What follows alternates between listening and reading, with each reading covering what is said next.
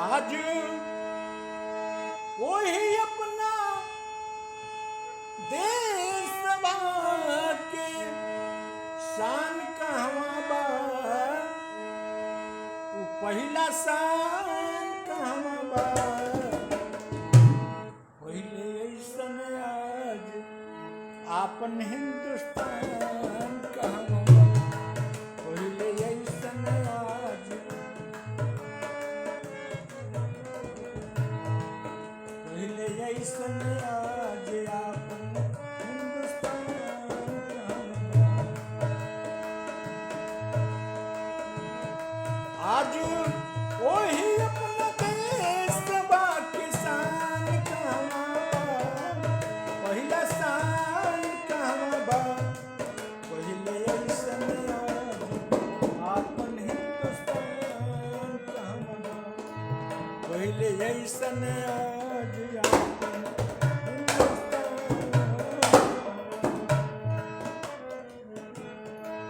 रहले कितना वीर महान पर देश के रहे गुमान, रहले कितना वीर महान यह परदेश के रहे गुमान।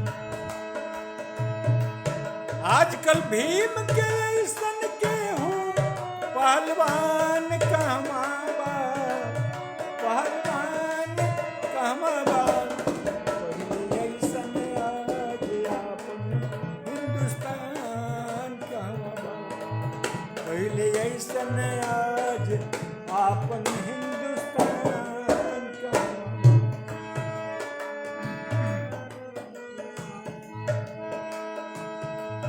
अर्जुन कैले बान प्रहार निकलल धरती से बौछार, अर्जुन कैले बान प्रहार निकलल धरती से बौछार। आज पाताल से पानी ला दे ऐसन बान कहवा बा, ऐसन बान कहवा बा। पहिले ऐसन आज आपन हिंदुस्तान कहवा बा, पहिले ऐसन आज आपन हिंदुस्तान कहवा बा। आज भी मान के बातें जोर, आज भी मान के बातें जोर हाला भइल बचारो। आज विज्ञान के बातें जोर हाला भइल बचारो। लेकिन ये विज्ञान से हमारा प्रश्न बा कि जे तीनों लोक में पहुंचावे, जे तीनों लोक में पहुंचावे ऐसन विमान कहवा बा, उ विमान कहवा बा। पहिले ऐसन आज आपन हिंदुस्तान कहवा बा, पहिले ऐसन आज आपन हिंदुस्तान कहवा बा।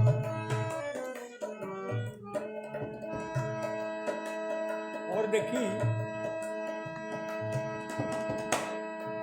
बांस में आइल कपड़ा खान ऐसन, बांस में आइल कपड़ा खान ऐसन ग्रंथ में बा परमान।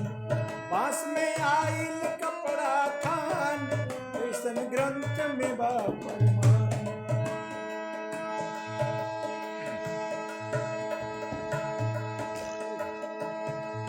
आज ये ग्रंथ, आज ये बांस के अंदर आवे ऐसन थान कहवा बा, ऐसन थान कहवा बा। पहिले ऐसन आज आपन हिंदुस्तान कहवा बा, पहिले ऐसन आज आपन हिंदुस्तान कहवा बा। आज वही अपना देश बा किसान कहवा बा, पहिला शान कहवा बा।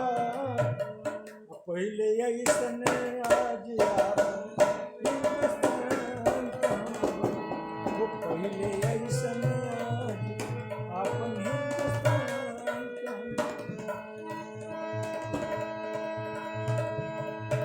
अर्जुन कैले बाण प्रहार निकलल धरती से बौछार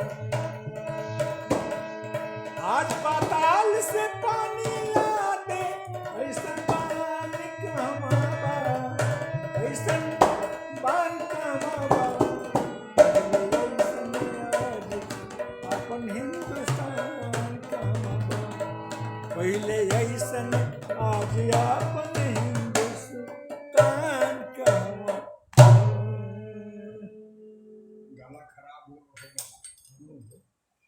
रहे आज के बनित ना हो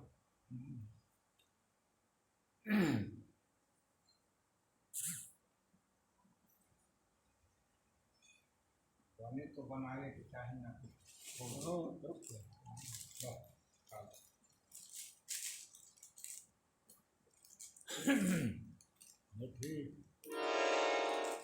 गलबा के देखा हाँ गला के है ना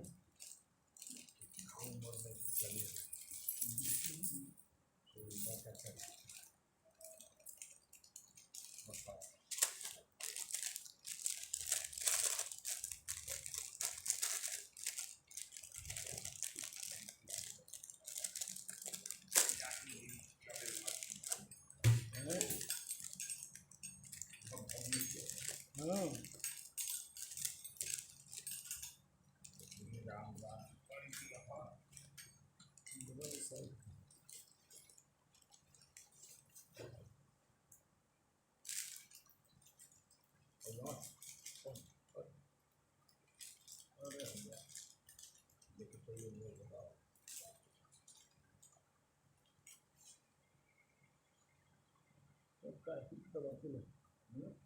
काहे करवा दिया तो कहीं अरे खाना पिया यार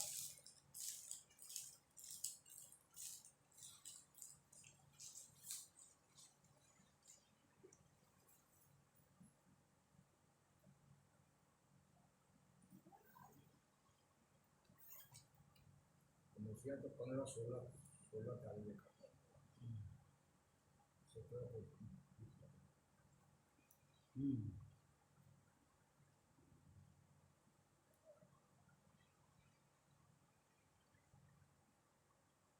साला बरसों से जाने लायक नहीं है जी साला 2 आदमी का भाड़ा लगा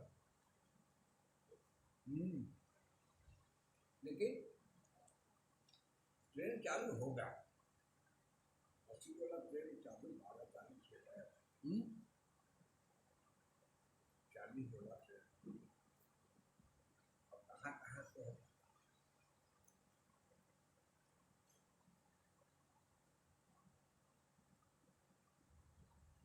इंटरसिटी तो हमको लगता है कि दे देनी चाहिए हाँ खैर इंटरसिटी आ दे देगा तो ठीक है पूरा गया दूर पहुँचता अरे गया जाने वाले लोग गया नहीं उतरेंगे तो दारू में उतरेंगे पलामू गया समूचा करेगा पलामू प्रदेश भी करेगा पलामू गया उत्तर प्रदेश बिहार उत्तर प्रदेश सब